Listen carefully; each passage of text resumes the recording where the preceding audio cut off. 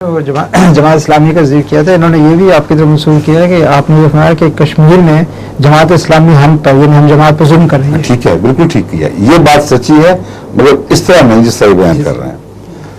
مگر کشمیر میں آپ لوگوں کا کیا حال ہے؟ وہاں کوئی آپ پر ظلم ہوتے ہیں؟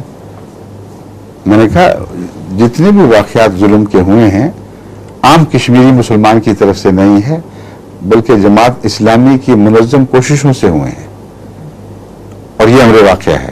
میرے پاس اس کے کسی بڑی شہادتیں ہیں.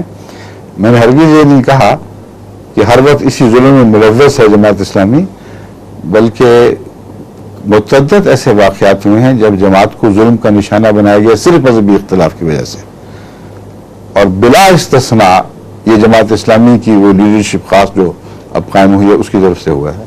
یہ درست ہے.